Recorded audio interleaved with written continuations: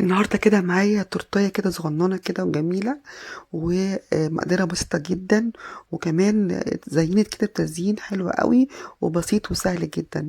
يلا بينا نشوف عملت التورتايه دي ازاي.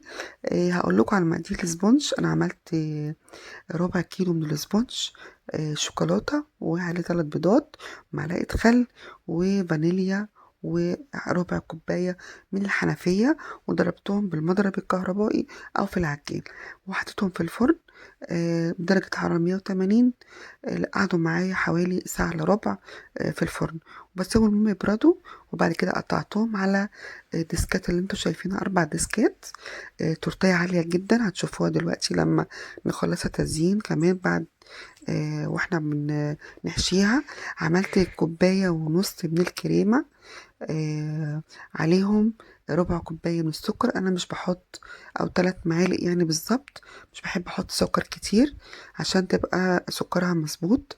وكوباية ونص او كوبايتين الا ربع من المية المتلجة، لازم المية تكون فيها تلج. ضربتهم كويس جدا، وبعد كده حطيت معلقتين من النوتيلا ومعلقتين من الكاكاو الخام، وكان جناش شوكولاتة، كل دول مع بعض قلبتهم كويس جدا. وبعد كده طبعا سقينا التسكات بتاعتنا بتاعت التورته، الكيكه، بالسيرب اللي انا بعمله. كوبايتين ميه لكوبايه سكر، عصره ليمونه، فانيليا، 5 دقايق على النار، وبسقي كل الطبقات بتاعتي. وبعد كده طبعا حشيت كل الطبقات بالجناش اللي احنا عملناه، الشوكولاته. وبعد كده بجلسها بقى برضو بنفس الجناش اللي احنا زينا بيه، اللي احنا حشينا بيه تورتايه من الجوه.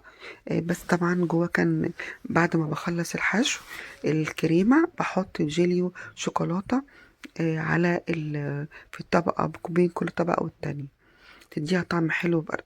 عايزة تحطي بقى كريسبي، تحط اي حشوات تانية زي ما انت عايزة. بس انا شايفة ان كده كويسة جدا، هتبقى خفيفة وجميلة، وطعمها كان رائع جدا وجميل جدا. طبعا ابتدي ان انا اجلسها بقى بالمنظر ده لغاية ما تبتدي شكل كده ملمسها ناعم وجميل، وما تبقاش فيها اي تكسيرات ولا اي حاجة. وبدأت ان انا اقسمها 8 قطع زي تورتة الفور سيزون كده، دي 8 قطع. وهنحطها عملت بقى كده الكريمة بتاعتي كده بالبلبلة الصغيرة، قسمتها ل8 قطع. هنحط انا معايا آه، معايا جيلي شوكولاتة، ومعايا آه، زبدة اللوتس، ومعايا مربى الحليب، تمام، ومعايا نوتيلا. وابتدي ان انا برضو بنفس البلبله اللي انا قسمت بيها التورتايه بتاعتي على الحرف كده، وكمان هحزم بيها تورتايه من تحت. وعملت بالسكرابر اللي هو المشط ده حوالين التورته كده تديها شكل جميل. وبنفس حطيت جناش شوكولاته في نفس القرطاس اللي انا هشتغل، اللي انا هحط بيه التزيين من فوق.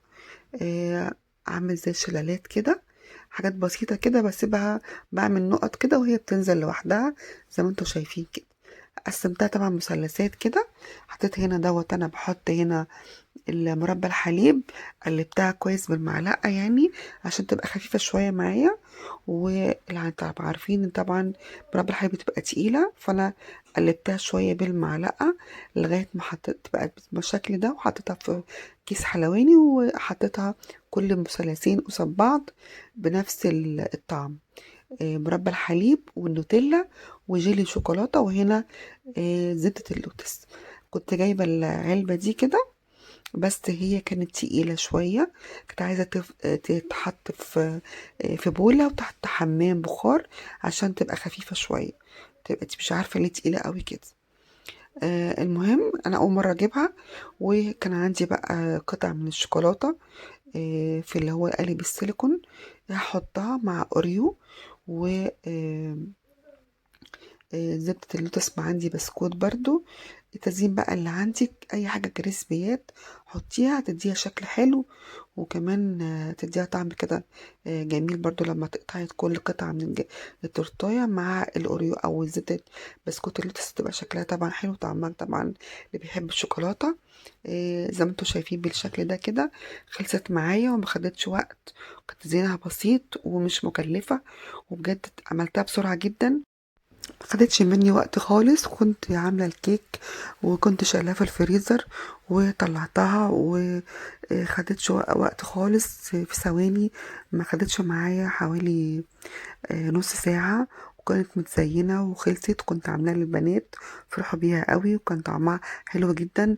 وكفت، ممكن القطعة كانت كبيرة جدا، يعني ممكن من 8 أفراد اللي ممكن تعمل معاكي 10 أفراد أو 12 فرد كمان، لأن القطعة هرمية وكبيرة جدا. طبعا ما قطعتهاش معاكم اني ما صورتش وانا كنت بقطعها.